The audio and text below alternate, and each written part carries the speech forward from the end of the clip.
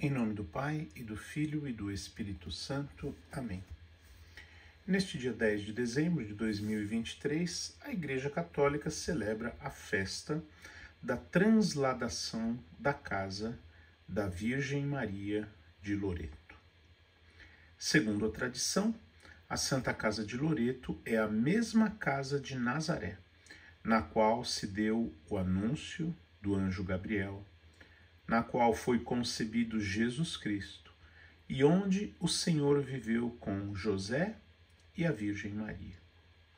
Apresentamos a história de como milagrosamente esta casa voou da Terra Santa de Jesus até Loreto, na Itália, cuja festa é celebrada hoje, dia 10. A Santa Casa de Nazaré tinha duas partes, uma pequena gruta e uma estrutura de tijolos que se estendia a partir da entrada da gruta. Em 1291, os sarracenos conquistaram a Terra Santa e queriam destruir todos os lugares sagrados do cristianismo. Quando chegaram às proximidades de Nazaré, os inimigos diziam: nunca mais os cristãos celebrarão a Anunciação aqui. A basílica construída sobre a casa tinha sido destruída em duas ocasiões, em 1090 e em 1263, mas a casa permaneceu intacta. No entanto, os cruzados não puderam voltar a reconstruí-la, e o lar de Maria ficou desprotegido. Segundo a tradição do translado, quando os cruzados perdiam o controle na Terra Santa, o Senhor enviou seus anjos com a ordem de levarem a casa para um lugar seguro. Em 12 de maio de 1291, os anjos a transladaram para uma cidade chamada Tersato, na Croácia. Pela manhã, os vizinhos ficaram surpresos ao ver a casa sem fundações e sem saber como chegou ali. Dentro, encontraram um altar de pedra e em cima dele uma estátua de cedro da Virgem Maria com o menino Jesus em seus braços. O menino segurava com sua mão esquerda uma esfera de ouro que representava o mundo e seus dois dedos da mão direita estavam estendidos, como abençoando. Ambos vestiam uma espécie de túnica e tinham coroas de ouro. Dias depois, a Virgem apareceu a um sacerdote local e explicou a ele o lugar de onde a casa procedia. Maria lhe disse: deves saber que a casa que recentemente foi trazida à tua terra é a mesma casa na qual eu nasci e cresci. Aqui, na anunciação do anjo Gabriel, eu concebi o Criador de todas as coisas. Aqui, o Verbo se fez carne. O altar, que foi transladado com a casa, foi consagrado por Pedro, o príncipe dos apóstolos. Esta casa veio de Nazaré para a tua terra, pelo poder de Deus, para o qual nada é impossível, acrescentou. Como verdadeira prova de tudo o que a Virgem lhe comunicou, o presbítero foi curado. O sacerdote, que tinha estado doente por muito tempo, anunciou o milagre e começaram as peregrinações.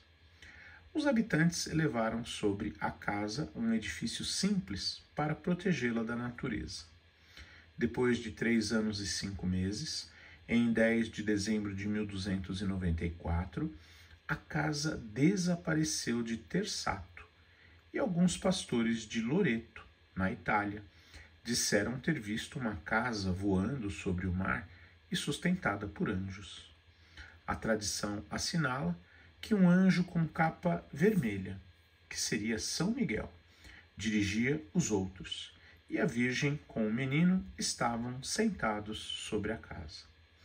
Os anjos baixaram o recinto a um lugar chamado Bandeiruola e posteriormente levaram-na a uma colina no meio de uma propriedade, para depois ser transladada a outra colina.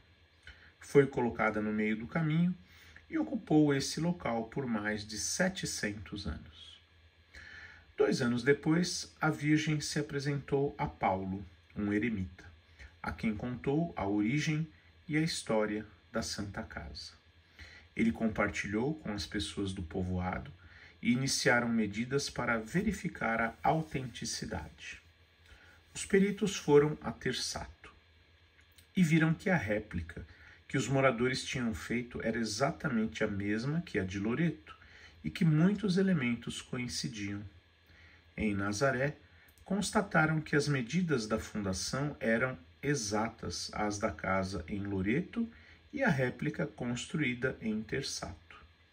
Após 6 meses, voltaram a Loreto e foi declarada a autenticidade da Santa Casa, que não tem fundação, porque esta permaneceu em Nazaré. Com o tempo, muitos peregrinos foram ao santuário, e o Papa Clemente VII mandou fechar a porta original e que fossem construídas 3 portas, para que as pessoas não brigassem por ter apenas uma porta de entrada e saída. Ninguém pediu permissão à Virgem, e por isso, quando o arquiteto pegou seu martelo para dar início ao trabalho, sua mão começou a tremer.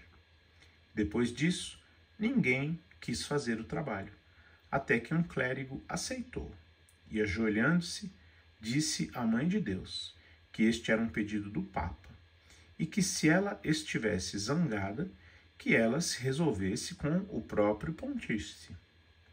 O clérigo pôde completar o seu trabalho e as pessoas de Loreto quiseram proteger a casa, erguendo uma parede de tijolo. Quando terminaram, a parede se separou da casa e, por isso, há um espaço entre a Santa Casa e a parede construída. Em outra ocasião, um bispo de Portugal, com a permissão do Papa, mandou seu secretário tirar uma pedra e levá-la para construir uma igreja em honra à Virgem de Loreto. O bispo ficou doente e, quando o secretário chegou, ele estava quase morto.